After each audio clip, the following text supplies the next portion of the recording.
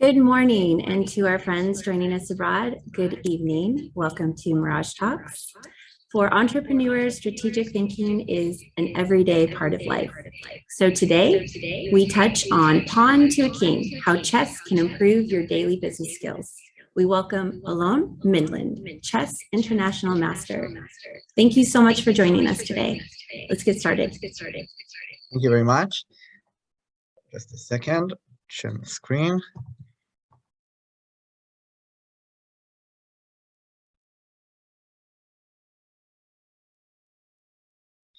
So, thank you guys. Thank you for having me here. So let's talk about chess. When I say the word chess, for some of you, it probably means two elder people sitting on a bench in a park, playing against each other. For some, it connotates with the Queen's Gambit series, and for some probably it reminds some ancient strategical game. But for me, actually, chess is much more. It's a way of life, and this game really helped me to build and develop my own personality today, and helped me a lot in my business and daily life and daily skills. And I want to share them, and I want to share it with you today, and to show you how can chess I can use chess as a tool of self-improvement for your daily business skills. So for my name is Alon Mindlin. I'm 25 years old, and I started playing chess 20 years ago when I was 5 years old. Actually, I grew up in a Russian family. I don't know if it's something to be proud of in those days, but in my family, chess was something mandatory. When I was 5 years old, my grandfather made a ceremony and put me on a chair and showed me and introduced me the amazing world of chess. And I actually fell in love in the fact that I can build and imagine a world, an hidden world in my head that nobody can see, and bring it into reality on the over the board. And I also fell in love in the fact that I can beat elder people than me in an intellectual game. I won against my grandfather, and then I beat my grandmother, and then I beat my father, and it was so it made me fall in love in chess immediately. But I was looking at chess in a professional glasses. I knew that chess is great, but I thought that it's only a game that you should be good at, and not more than that. And it was changed when my look on chess changed when I turned 18 and went to the IDF, the Israeli Army. And then I started doing lectures for the highest level of Israeli officers, and lectures about chess and strategy and tactics. And what really fascinated me is that my world of terms was really similar to their world of terms. I talked about I talked about planning, and I talked about resource management, and I talked about time management and combinational thinking. This was actually something that they were doing in a daily routine in their positions in the army. So then I started looking at chess as a tool for improvement, and not only as a professional in chess. So I hold the title of International Chess Master, which is one below Grandmaster, and I was also twice the Israeli youth chess champion. And what really chess gave me is those four skills. We talk about imagination, creativity, planning, and decision making. Chess really improved my world of imagination. Okay, when you start playing chess, you can't imagine anything. You don't see anything in your head, and then chess, from step to step, you reach our level of imagination. You can see more in your head and plan much better. So chess can actually help you imagine better and set targets. When I in my daily in my business, I can really imagine and set targets with who I want to work with, and then use the tactical tools. Okay, how can I reach those clients? How can I reach those customers? And chess really helped me with that. Chess gives you a lot of creativity. Okay, chess itself contains over 300 billions of positions. So when you face 300 billion positions, you face 300 billion problems, and you need to solve them. You need to have you need to make decisions. Okay, and when you have 300 billion positions, you need to and problems, you need to solve part of them, at least part of them, with and creative decisions.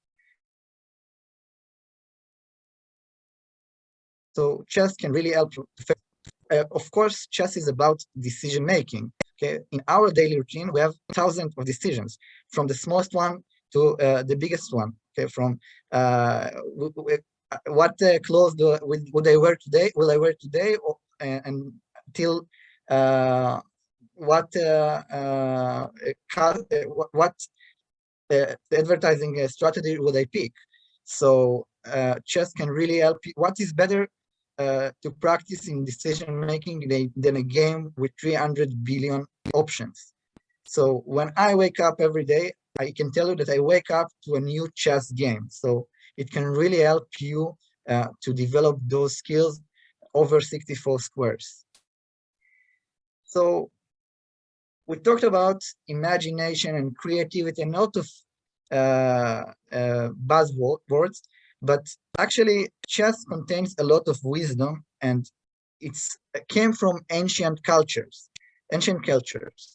So chess was evolved from a lot of Far Eastern cultures, and it got the wisdom of them. It was evolved from Persian culture and Japanese and Cambodian and Chinese, and also it was spread in the ancient Arab countries, and all of those cultures brought something of their wisdom to chess, and that's what makes it the most popular intellectual sport in the world. Chess today is on the peak of its popularity, and another reason for that is that you can play chess and learn chess and develop those skills, and you don't need to play over the board. You can play from your phone or from your computer from every point in the world and learn this amazing world. And that's what makes chess so popular, and that's why chess survived till now. So when we talk about the popularity of chess, chess is also popular in a lot of organizations that combine chess into their system. So we see a lot of companies that use chess to develop their employees and managers for develop the creativity and the strategical skills for their employees and managers, right? We see that chess integrates into educational systems. In the city that I come from, in Kfar Saba in Israel, children start playing chess in the kindergarten when they are 3, 4, and 5 years old, and chess methodology is used to teach them to concentrate better. And even especially in those days when children are built in with screens in front of them. So we talked about army academies before, But another important and interesting thing is that chess is used in prisons. Some researchers has shown that chess can actually reduce the level of violence in for between prisoners, and a lot of prisons use chess to reduce this level into the prison. We talk about chess in third age population centers. Chess is known as a tool of fighting mind brain dimension, and a lot of and it's also used to fight those problems. And I can say, I think everyone here can see where chess can meet them, except the prisons, of course. But I think everyone here can see how chess can affect their daily life. So chess is not only a sport, it's also science and art. Okay, it's all together, and we can see that actually that's what makes it so beautiful, because it's used to develop so many skills, not only as a game, and not only as a game. So we see a lot of chess in art, but chess is also an art itself. What does it mean? Chess has the status of a royal game. It was played between kings and royal families in their palaces for the whole history. And we see a lot of pictures from the Renaissance era, and we can see that chess has such a great influence in throughout the history. But chess is also an art itself, because in both chess and art, you need to be creative, and you have some idea in your head, and you need to bring it in chess. You need to bring it over the board. You need to create an idea, think and bring it over the board. And also in art, you have some idea and you need to bring it on the paper with colors. In chess, you need to bring it into reality with moves. So chess is also an art. But when we talk about chess as a science. Okay, chess methodology is also used in science, especially in computer science and game theory. We have a lot of articles and researches in the game theory about chess, and those two examples are really familiar in algorithm building, as an exercise of building an algorithm in science, in computer science institute classes. So if you are interested, just write the 8-queen puzzle or the knight's tour, and you can read more about it after this talk. And probably chess also is familiar. Chess, you can also see a lot of chess games and a lot of chess chess games and a lot of chess in movies. Okay, of course there are much more than those two, but I think Harry Potter, with those beautiful pieces that they are playing with, and the Queen's Gambit series, that I think it was the #1 mini series in 62 or 63 countries. Something amazing. It was the best marketing tool that and advertisement that chess has got for 3,000 years.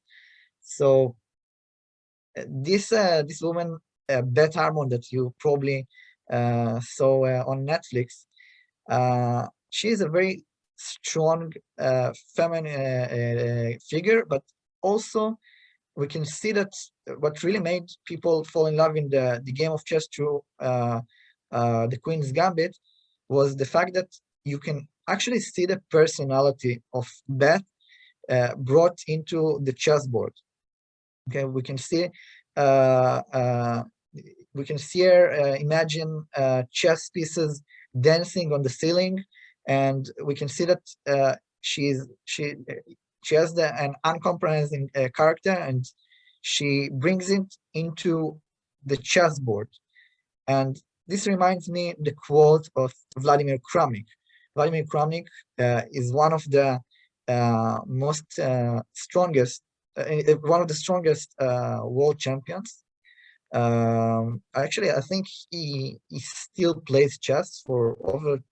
He's number 2 or 3 for over those 30 years. So it's something amazing. And he said that the way a player plays chess reflects his character and personality. How? Actually, if someone is a risk taker, you would see it immediately on the board. If somebody is clumsy, he immediately makes a move and says, "Oh, I didn't see. I made a mistake. Give me a take back."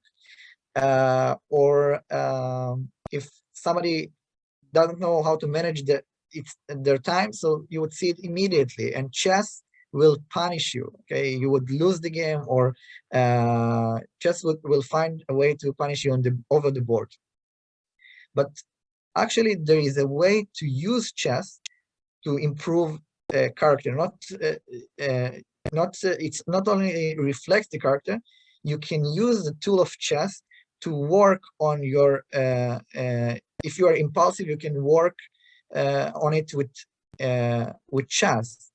Okay, you can if you can learn time, manage your time better with chess. We see a lot of methods of using those skills, the chess as a tool for that. So chess can actually help you to build a better personality. Okay, so we talked a lot. Just a second.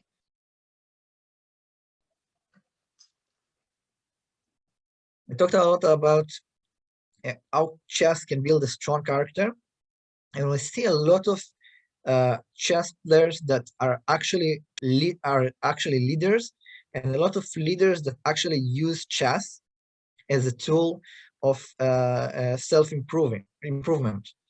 So in the right corner above, we see Garry Kasparov, which is probably one of the famous chess players and world chess champions. And Kasparov is also a politician, and is also an AI expert, and is one of the I think one of my favorite lecturers. And he made a lot of lectures on TED also. And so chess really helped him to develop those skills. You can see that he is great he's an AI specialist, he's a politician, he's a great chess player, and he's very self-confident. In the left corner above, we can see Victoria Chmielite, and she is the Minister of Finance in Lithuania, and she's also one of the strongest female grandmasters in the world. I think she's ranked around the 10 or something like that.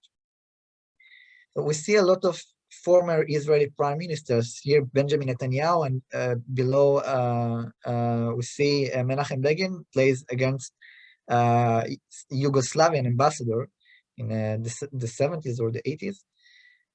But we can also see Bill Gates and Kike Steen. Kike Steen was the soccer coach of FC Barcelona, and he is also a chess candidate master. And a lot of people doesn't know that, because they are interested about chess.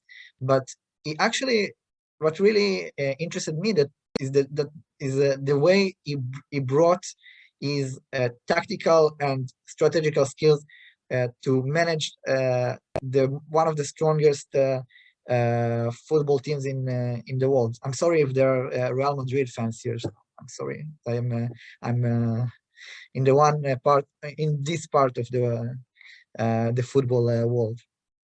So we see a lot of we also see a lot of generals and army commanders that played chess, and one of my favorite games that made me fall in love in chess. Actually, I learned this game move by move when I was 6 years old. It's a game that was actually played between Napoleon Bonaparte against one of his generals, General Bertrand, in the Saint Helena Island. And when we talk about how chess, how your personality reflects on the chessboard, Napoleon plays here with white pieces. Now this position is over. Yes, the black king is mated, but we can see that Napoleon took a lot of risks here. He made a lot of combinations. He sacrificed almost all of his pieces. So we can see that he liked to take risks. He is a very strong tactical player, and he is very good in combination. So you can actually develop that by playing chess. And there are a lot of games of Napoleon during the history. So also, I really like this picture, a real chess game that was played in St. Petersburg, one of the palaces in St. Petersburg. I think it was called Leningrad or Stalingrad in those years. So, but I hope that everyone got finished this game alive after they got out of the game. But it's really beautiful to see how chess is used in real in so many ways in our life. We also can see that leaders and organizations and companies and a lot of systems that we talked about them before, they use chess to get those three super skills. We talk about strategy, we talk about tactics, and we talk about psychology.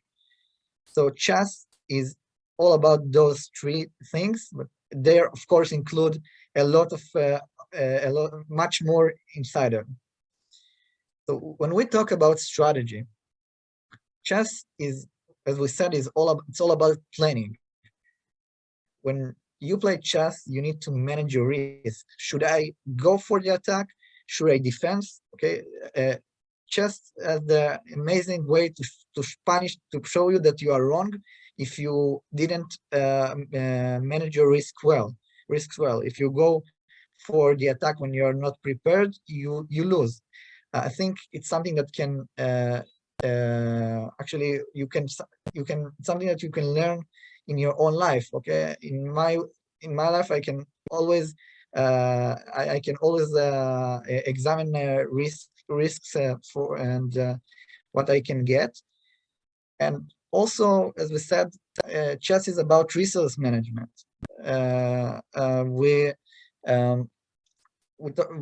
In over the chessboard, you have a lot of pieces, and you need to combine them together and to play and in a maximum and use their maximum potential. Okay, it's something that you do in your business life, except your pieces are employees and all the organization. You need to make them work together. So it can actually make you, it'll teach you to improve a way that you manage your resources. Of course, time management. Chess is a game that's played with a chess clock. If you run out of time, you lose the game. So let's say you start a game with 1 hour on the clock. You should choose, should I think 50 minutes over one move or 20 seconds? Okay, you have to make decisions. And there is also a thing that's called time pressure. Okay, let's say you have 20 seconds left for the game, and you need to answer really quickly. and use your intuition and know how to respond in time pressure. Chess teaches you to identify and find chances. Um, I can tell you that what really chess taught me and how I used it in my business life, when all the hype of the Queen's Gambit came to the world, I actually used it for I decided that I'd use it on maximum, and for lectures, for articles, LinkedIn posts, Facebook posts, and cooperate with a lot of companies, and it went really great. But I just taught me to see that there is a chance, and how can I use it for my own interests. So I want to show you an example from a chess game. I know that not all of you are chess players, but we can. But I want to show you that even if you are not, I want to show you the process of thinking. So just a second. Let's give. Do you see them? My board? Okay, great. So this game was played by my student 2 years ago, and what I want to show you is that chess is about mind flexibility. Okay, you need to be very flexible. Sorry, by flexible thinking, you need to be very flexible. Okay, sometimes you have a plan, but your opponent do something else, and you need to respond for that. My students saw that this pawn is attacked and it is protected. Okay, so he said, I will bring the rook here, and I have 2 attacks, and he has only 1 defender. Great. Okay, and his opponent played this move. And what my student did, he took immediately this pawn, because, okay, I had a plan, I brought my rook, now I can take the pawn. But he really missed the opportunity of mating in 1 move. He was so focused in a way of, he was so focused on his plan that he didn't respond for what his opponent was doing in the other side of the board. And chess teaches you to be very flexible. You need to always to look what your opponent is doing. Actually, the game ended up with a draw, but and he could win with only 1 move. So when I showed him the opportunity of mating in 1, he was very frustrated, and he got a very great lesson from this. So let's get back to our presentation. Just a second. Okay. Okay. So chess is also about tactics. Okay, we said already creativity, but chess also includes step-by-step thinking. I think it can be there is a lot of there are a lot of calculations in chess, but when we talk about step-by-step thinking, there are sometimes there will be sometimes 1 step, and sometimes 3 or 4 or 5 steps ahead. And you need to build a plan in your head. Okay, if I would play this move, if I would bring my knight here, and you would jump with the king, and I would jump again with my knight. So I have to bring it and to be. I need it to be very efficient, and that's why I need this step-by-step thinking. So I think it's something that you also do. When we talk about planning, tactics are also about it. Chess can really help you to build a very good short and long-term memory. Okay, when we said already that you need to see a position in your head.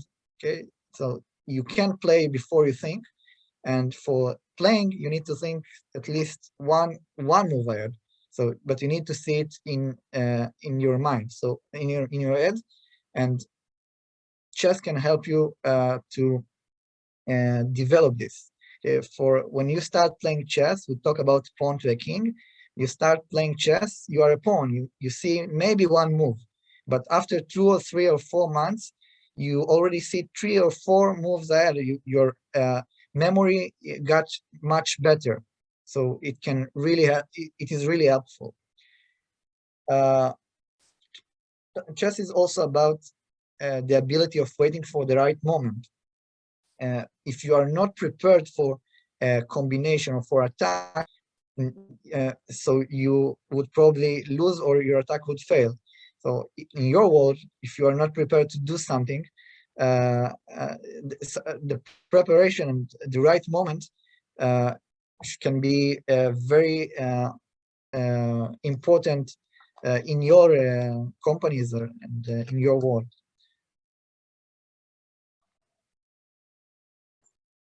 And I think one of the interesting things in chess is the way to get into your opponent's mind. I think all of you in your companies, you have all of you have components, and you need to know and see and predict their moves and analyze them. So in chess, you need to ask yourself, why did my opponent play this move? Okay, Kasparov called it the power of why.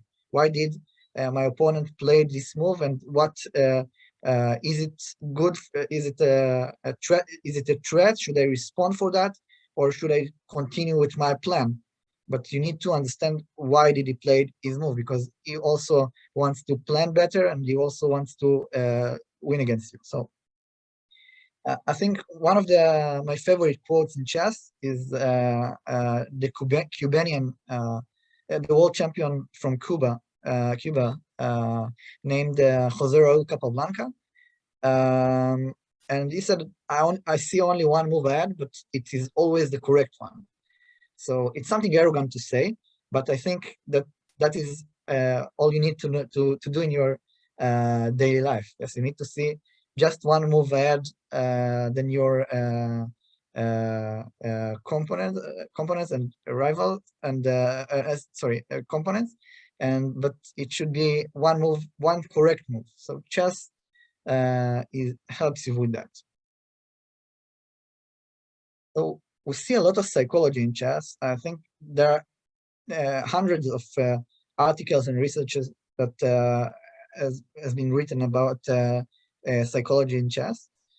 But I think the way that chess teaches you to deal with pressure and how it affected my life, it's kind of amazing, because we already set time pressure, but how would you respond if you in some chess games you can play perfectly for 30 moves, and in move 31 you do some stupid mistake, and sometimes you are so angry at yourself, so you can't continue the game after your mistake.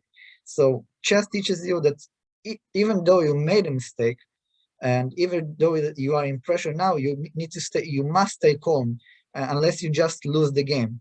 So it really helped me, and it can help you. Chess is a great tool for dealing with pressure. So we already said decision making.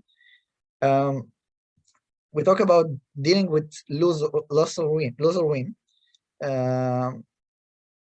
Last week I had an interesting conversation with my neighbor, and he said, chess is great. I really love chess, but I don't play.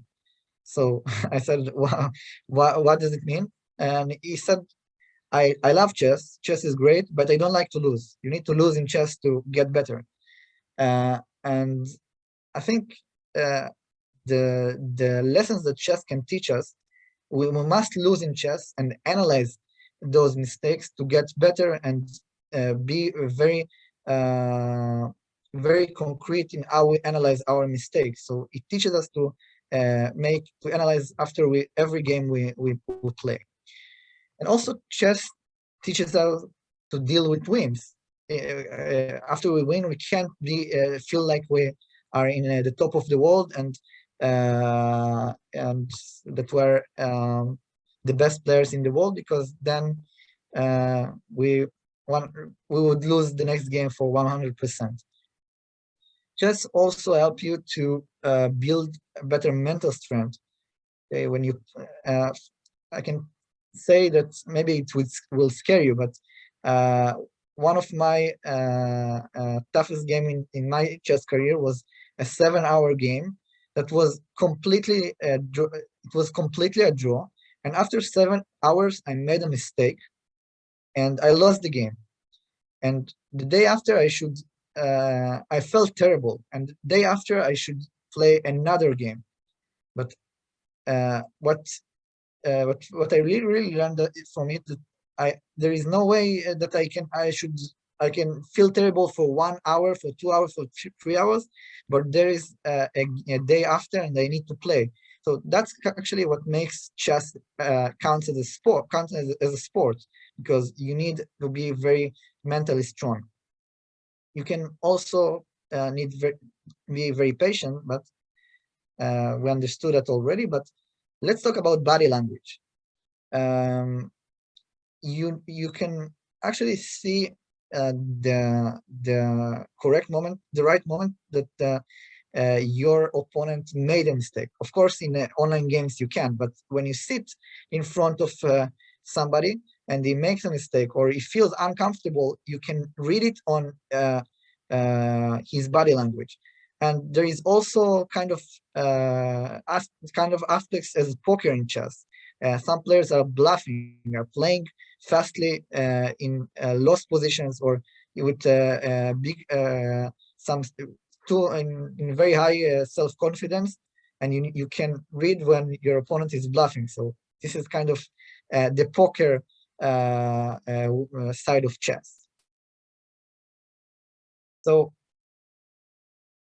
we can talk about chess also contains a lot of interpersonal values, and one of the things that chess teaches us is modesty.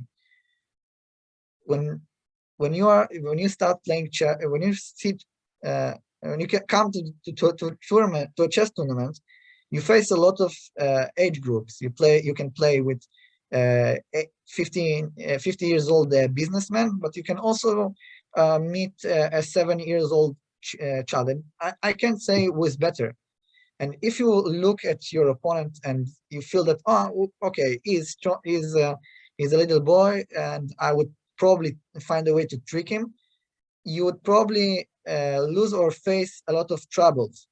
So chess teaches you to, it's an intellectual game, and there is no, it don't depend on age or anything else. So it's a good lesson for that. Of course, mutual respect. Chess teaches you to restrain impulsivity. Okay, if you there are a lot of players that, at least actually, everyone that start playing chess are impulsive. When you, it's really tough to think before you make a move. So you first make a move, and then you understand that you are wrong. And chess teaches you that you need to first think, even though it sounds like something that you say to children, but you would be very shocked to see how many grown-ups and even founders of the biggest companies that I work with are so impulsive when it comes to a chessboard, and the process that they are going to on by learning chess is kind of amazing. So we already talked about patience, but I want to talk about self-observation. After every game you played, even if you won the game, even if you won in 10 moves, you have to ask yourself, when did I play? Where were my mistakes, and how can I improve my game, and how can I improve my personality, and how can I improve my strategy for the next game? Did I manage my time right? Did I maybe was did I were I too impulsive in the game? Maybe I should I don't I should work and see work on the skills of short and long-term memory, as we said before. So I think in your world you have to do also a lot of self-observation and a lot of um, uh, uh, thinking inside into your organizations, and that's something also something that can teach you employees and also managers to analyze their mistakes, but also to look at their personality from a chessboard. I want to finish with one story about modesty. Yes. Um, when I was a child, all of my friends admired Cristiano Ronaldo and Lionel Messi, and I actually admired Boris Gelfand. Boris Gelfand was achieved the second place in the World Chess Championship in 2012. He lost to the world champion called Vishy Anand from India, and uh, and 4 months ago, I finally managed to play against Boris Gelfand, one of my uh, famous and lovable figures that I when I was a child. So when the game ended up in a draw, and yes, we play with masks. I know what you think. Unfortunately, we need to play with masks.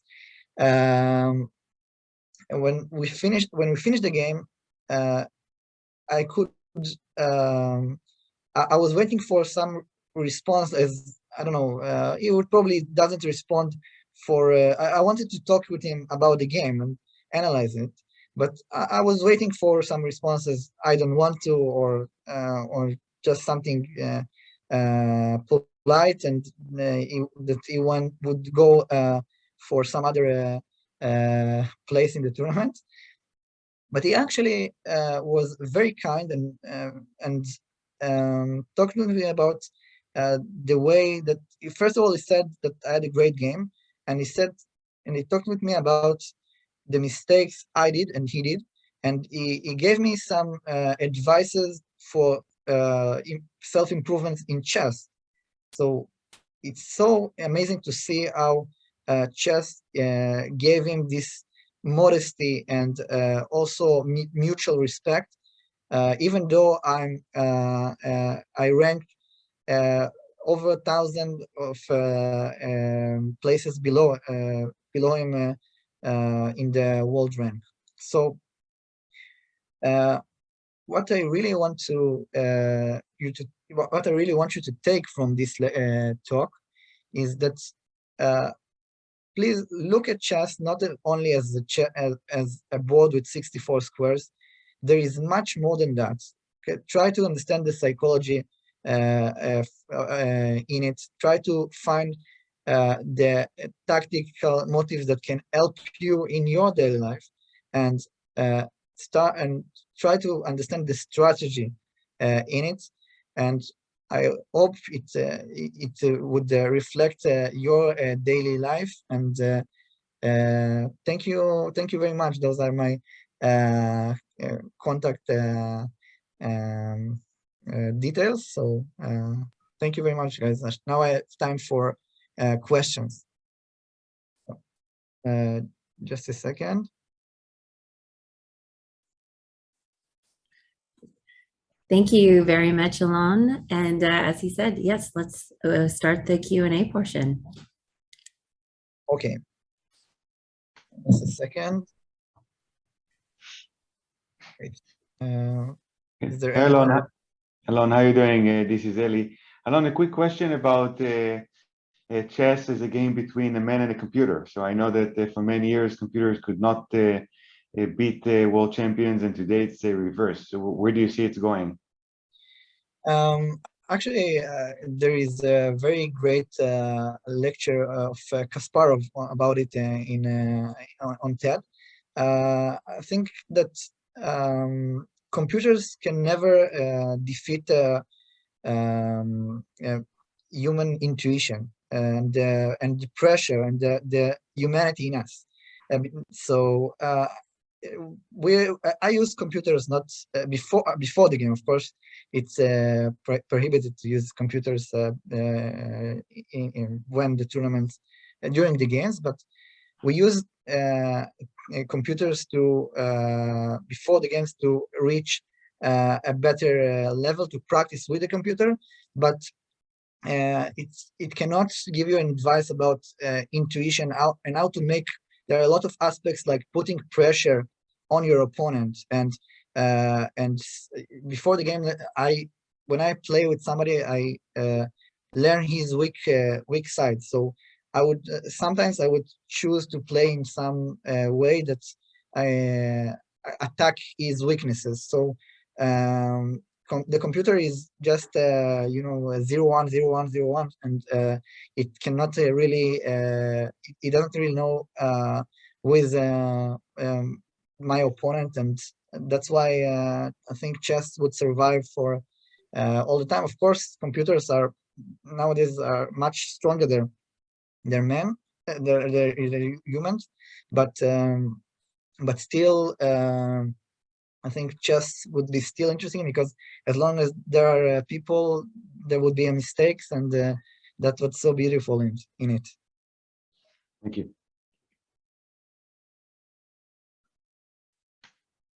Okay. Anyone else?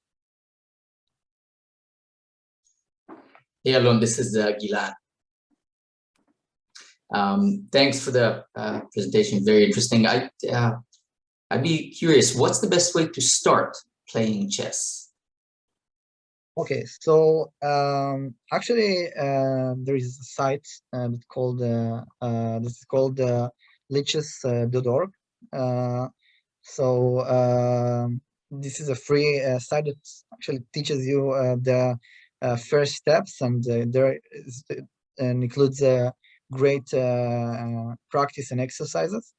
But what I really recommend, I teach a lot of chess in organizations. So I see a lot of people that starts from without knowledge, and they in the middle of the process they start teaching their children and practice with what, let's say, we learn something, how the piece movements, and they exercise about it and practice on it with their children, and then there is and I think this is the best way with somebody from the family, and it becomes very something. Oh, I forgot the word in English, but I think everybody here are Israelis, so or not. At least 90% of the names. So so it makes it something. It actually connect people together. The game. Great, thanks, Alon.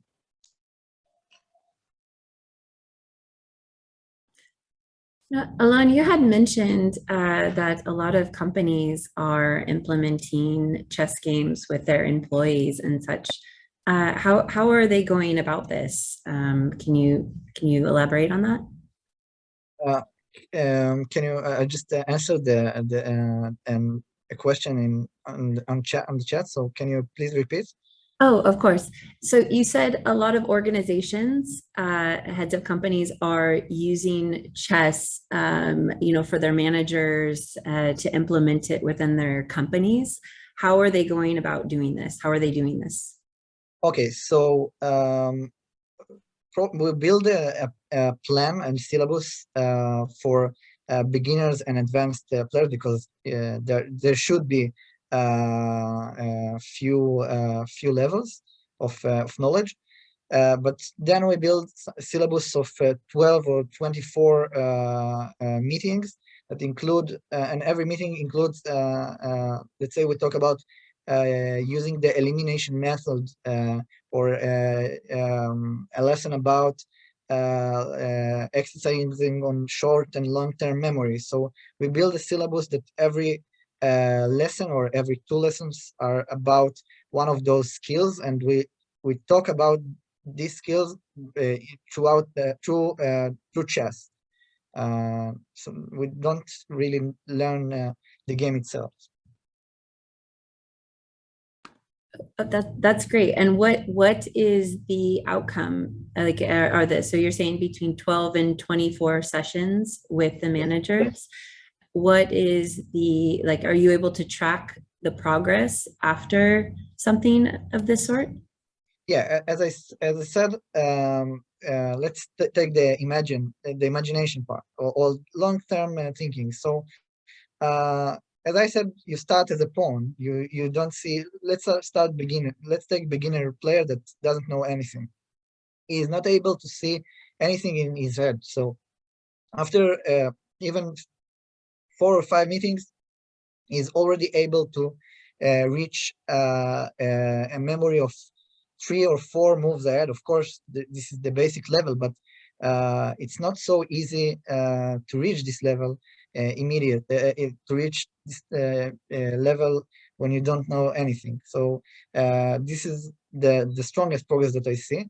But they also talk about the chess, the chess language, but they actually talk strategy. Okay, and they evaluate the position, they creating a plan, they evaluate chances. So we can see that after even 2 or 3 meetings, we can already see that they know to speak the language, the strategic language of chess, but it's also reflects on strategy in the business life, of course. That's great. Thank you so much. Thank you, Christine. Do we have any other questions before we close? Okay. Okay. Well, on that note, then, on behalf of Paul Mirage and the Mirage Institute, Alon, thank you so much for enlightening our Mirage tribe. It was an excellent presentation. And Ellie, thank you so much for coordinating such a wonderful Mirage Talks today. Thank you, everyone, for joining us. Thank you very much. Bye-bye. Bye.